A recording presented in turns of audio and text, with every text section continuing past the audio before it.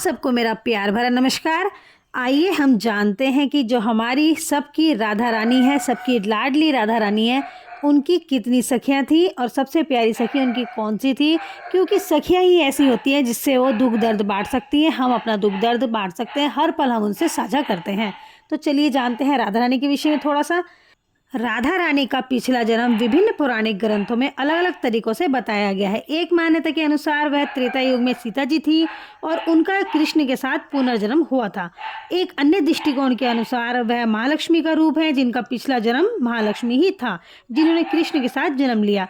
कहते हैं राधे राधे 2 बार कहने से भगवान कृष्ण और राधा रानी के प्रति भक्ति और प्रेम व्यक्त करने का एक अच्छा संकेत होता है। यह दोनों के एक साथ होने का प्रतीक भी माना जाता है। जहां राधा को कृष्ण की शक्ति और प्रेम का स्वरूप माना जाता है, इसके अलावा राधे राधे का जाप करने से सकारात्मक ऊर्जा और आध्यात्मिक शांति मिलती है और यह नकारात्मक विचारों को दूर करता है। तो चलिए जानते हैं राधा रानी की कितनी सखियां थी और उन सखियों के क्या नाम थे और सबसे खास सखी उनकी कौन सी थी। क्योंकि सखियां ही हमारे जीवन में एक उत्साह, उमंग और नए विचारों का आदान प्रदान करने में सहयोग करती हैं। राधा रानी की 8 प्रमुख सखियां थीं, जिन्हें अष्ट सखी भी कहा जाता है।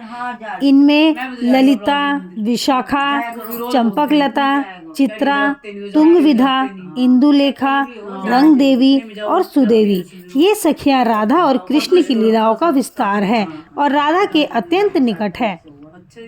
आइए कुछ विस्तार से इन सखियों के बारे में जान लेते हैं। जो ललिता है, अष्ट सखियों में सबसे बड़ी और प्रमुख, इनका सुगंध का विशेष ज्ञान था। यह राधा को पान का बीड़ा देती थी। विशाखा अपनी सुंदरता और तेजस्विता के लिए जानी जाती है। राधा को चंदन, कपूर और सुंदर वस्त्र अर्पित करती थी।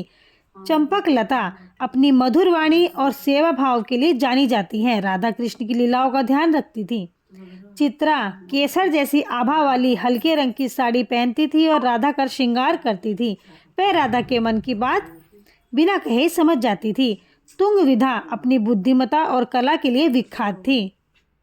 इंदुलेखा लाल साड़ी पहनती थी और नृत्य व गायन में निपुण थी। वह हमेशा मुस्कुराती रहती थी। रंग देवी हंसमुख और चंचल स्वभाव की थी, जो राधा और कृष्ण की लीलाओं में आनंद भर देती थी। सुदेवी मूंगे के रंग की साड़ी पहनती थी और राधा को शुद्ध ठंडा जल पिलाती थी। आइए जानते हैं कि राधा रानी की सबसे अच्छी सखी कौन सी थी। ललिता उनकी सबसे अच्छी सखी थी, जो उनकी अष्ट सखी या 8 सबसे प्रिय सखियों में से एक है। ललिता को सभी सखियों में प्रधान स्थान प्राप्त है और वह राधा कृष्ण की लीलाओं में प्रमुखता से शामिल रहती थी। ललिता राधा रानी की सबसे करीबी और विश्वास पात्र सखी मानी जाती है।